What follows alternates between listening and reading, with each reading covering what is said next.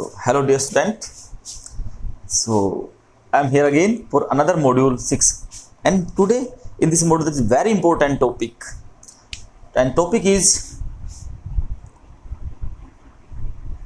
force between two straight parallel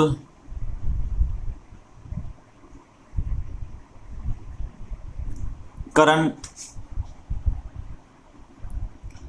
carrying conductor. सो topic है हमारा कि दो पैरेलल स्ट्रेट कंडक्टर हैं, उनके बीच क्या फोर्स लगेगा। सो these are the two current carrying straight conductor and current is moving in this direction, you can see, right? So current is moving in this direction.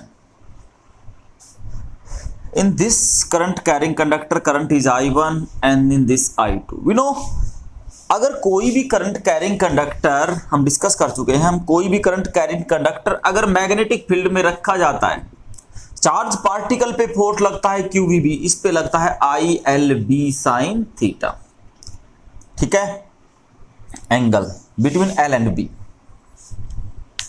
Right. तो यहां पे perpendicularly बात करेंगे हम, तो सिंपली F का magnitude ILB होगा।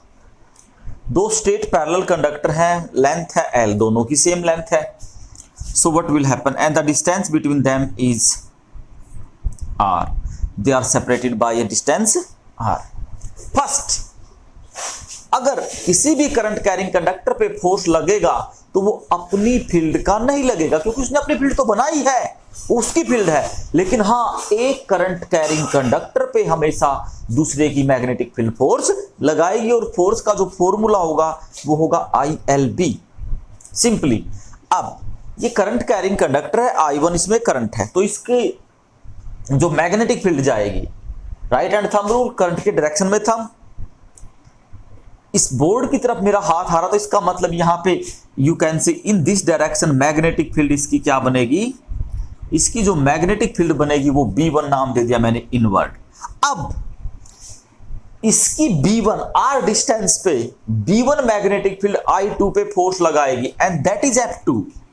सो F2 जो फोर्स लगेगा वो क्या बनेगा, I2L B1 फर्स्ट वाले की मैग्नेटिक फील्ड, ये डायरेक्शन है। एंड मैग्नेटिक फील्ड क्या होगी इस कंडक्टर की, स्ट्रेट कंडक्टर की मैग्नेटिक फील्ड का फॉर्मूला था mu naught I1 upon 2 pi R, straight conductor की मैग्नेटिक फील्ड का। तो यहां पर अगर हम मैग्नीट्यूड की बात करें तो F2 is equal to I2L mu naught I1 2 pi R, you can say that is, अगर हम बात करें F2 force per unit length, mu naught I1 I2 upon 2 pi R, ये force per length equation first. अब इसका direction आपको पता है, डायरेक्शन आप निकालते हो फ्लेमिंग लेफ्ट हैंड रूल से। तो यहां पर फ्लेमिंग लेफ्ट हैंड रूल हम कैसे अप्लाई करें, कैसे लगेगा फ्लेमिंग लेफ्ट हैंड रूल। तो फ्लेमिंग लेफ्ट हैंड रूल लगाने के लिए मैग्नेटिक फील्ड इनवर्ड, तो यहां पे मैग्नेटिक फील्ड इनसाइड है, करंट ऊपर की तरफ जा रहा है, मैग्नेटिक फील्ड इनसाइड करंट, तो फोर्स इस साइड, राइट। तो F2 जो फोर्स है वो लगा इस साइड, यू कैन से F2।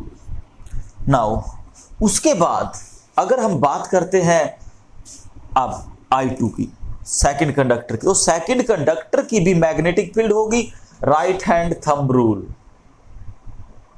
तो आउटवर्ड बाहर आ रही है, तो इसका मतलब इसकी जो मैग्नेटिक फील्ड बनी वो इस एरिया में बनी outward.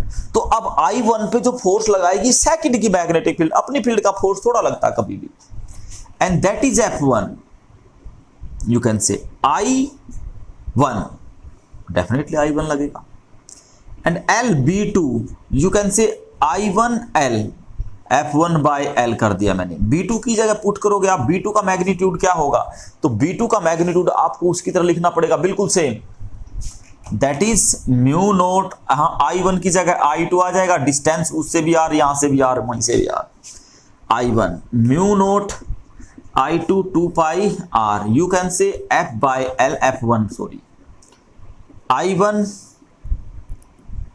mu naught I1 I2 upon 2 pi r. Both are same. So F2 by L and F1 by L magnitude में दोनों क्या होंगे? Same, force per unit length. अब इसका डायरेक्शन देख लेते हैं, चलो कहां पे लगेगा force. Fleming left hand rule, current ऊपर की तरफ, magnetic field, sorry magnetic field कहां पे है? मैग्नेटिक फील्ड है outward, magnetic field outward, you can see. मैं फ्लेमिंग लेफ्ट हैंड रूल लगाना है। अब B2 की जो मैग्नेटिक फील्ड आई थी वो यहां पे क्या आई थी? आउटवर्ड। अब I1 पे फोर्स लगाना है, तो I1 पे फोर्स कैसे लगेगा? सबसे पहले फोर्स, मैग्नेटिक फील्ड, करंट। अब मैग्नेटिक फील्ड आउटवर्ड है तो मैंने मैग्नेटिक फील्ड आउटवर्ड ले ली। करंट ऊपर की तरफ, मैग्नेटिक फील्ड आउटवर्ड, करंट ऊपर की तरफ, फोर्स दिस साइड, तो इस साइड फोर्स लगा, तो फोर्स क्या हुआ? This is the force F1। So F1 and F2 they are attractive. तो यहां पर जो फोर्स अगर सेम डायरेक्शन में जाता है तो फोर्स होते हैं अट्रैक्टिव, अगर अपोजिट में जाता है तो दे आर रिपल्सिव। तो यहां पर F1 और F2 force per unit length का जो मैग्नीट्यूड है दैट इज सेम, तो मैग्नीट्यूड सेम है, राइट। सो अब इनके बीच जो फोर्स का मैग्नीट्यूड लगा, force per unit length, that is mu naught I1 I2 upon 2 pi r. This is the formula of force. Now if you want to find out force per length की value, if I1 I2 is equal to 1 ampere, R is equal to 1, then value put करते हैं। Mu naught की जगह हम करेंगे 4 pi into 10 raise to power minus 7, 1 into 1, 2 pi, R की value भी 1, pi से पाई, 2 से 2, that is 2 into 10 raise to power minus 7 newton per metre, force per unit length है। तो डिफाइन 1 एम्पियर, यहां से बहुत बार क्वेश्चन आता है, define 1 ampere using, define 1 ampere using the topic forces between two straight current carrying parallel conductor. Then how will you define that? Here these are the two parallel conductors, ये दो parallel conductor हैं, ठीक है।